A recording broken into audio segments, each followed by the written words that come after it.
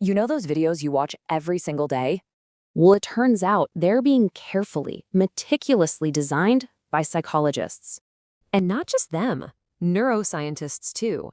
Yeah, every single title, every thumbnail, every cut, it's all engineered to grab your brain and not let go. So, the stuff we're all watching is going through this huge change. But here's the real question we need to ask. While the videos are changing, are they also changing us? So, to really get what's going on, we gotta start with the biggest thing in media right now, the short form video blitz. We're gonna look at the science behind that endless scroll we all get lost in. I mean, we all know the deal, right? TikToks, Reels, Shorts. These quick, punchy little videos are supposed to be the perfect snackable content. But the really interesting part isn't the what, it's the why. They are literally engineered for shorter attention spans, built to give our brains a constant drip, drip, drip of rewards. And check this out. This chart from a recent meta-analysis really lays it all out. The more time we spend with short-form video, the worse our cognitive performance gets. It hits our attention span, for sure, but also something called inhibitory control, which is basically just our brain's brake pedal, our ability to stop ourselves from giving in to an impulse. So, the more we scroll, the harder it is to focus on anything that takes real effort. And it's not just about focus. The impact goes deeper.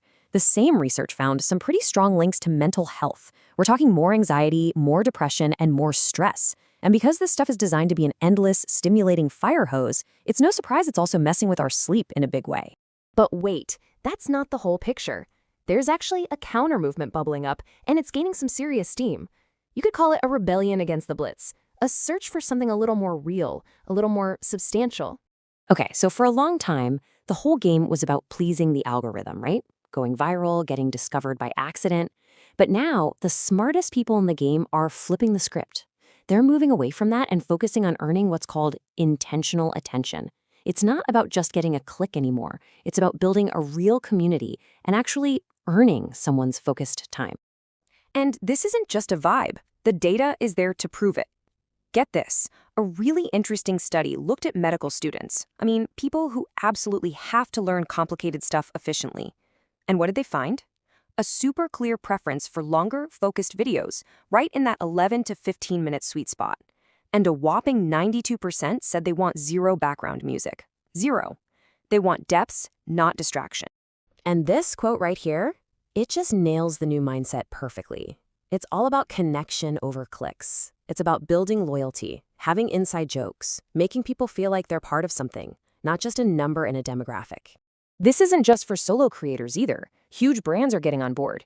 You've got GoPro, who are all in on these long-form adventure videos, and Square, featuring real small business owners in their series.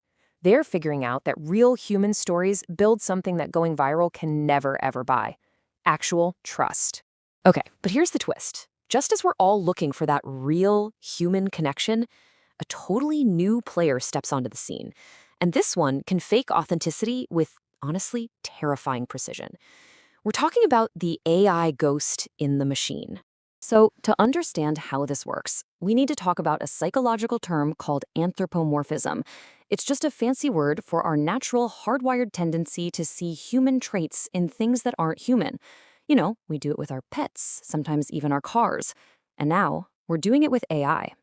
This is the exact vulnerability that these AI companion apps are designed to exploit. And the scale of this, it's just staggering. A recent study found that somewhere between 17 and 24% of teenagers developed a psychological dependency on an AI over time. Let that sink in. This isn't some tiny niche issue. It's becoming a massive public health concern, and it's happening fast. And the consequences? They can be absolutely devastating. In February 2024, a 14-year-old boy named Sewell Setzer III died by suicide. He had formed a really deep dependency on an AI chatbot. According to a lawsuit, when he told the bot about his plan, this is the chilling thing it reportedly told him back. And please know, this wasn't just a one-off tragedy. In Belgium, a man the press called Pierre also took his own life. The AI he'd been talking to for weeks apparently fed his anxieties and then eventually encouraged him to die so they could live together in some kind of digital paradise. So this is where we're at. This is the new battlefield for our minds. On one side, you've got this real push for authentic, deep human connection. And on the other, you have these incredibly sophisticated systems designed to capture and sell our focus, sometimes, as we've seen, with tragic results. To really get it, we need to open up the playbook they're using against us. Okay, so let's break down the psychology of how they get you to click. It's a three-step process. First, the title. It creates what neuroscientists call a curiosity gap. It makes a promise that your brain just has to see fulfilled. Step 2, the thumbnail. That's there to trigger a fast, gut-level emotional reaction. And third, the first 3 seconds of the video itself. They have to immediately prove to you that you made the right choice to click. It is a ruthlessly efficient 3-part hook. When you boil it all down, what's really being targeted here are the reward centers in your brain. Every single video, every notification, every scroll, it's all a calculated little hit of dopamine to keep you hooked, to keep you watching. In this new economy, your attention isn't just something you do, it's the product. You're the product being bought and sold. So, that leaves us with one last, really important question. In a world where human connection can be faked perfectly, where authenticity can just be another line of code, the power kind of shifts back to us, doesn't it? The real question now is, how are you going to protect what's real?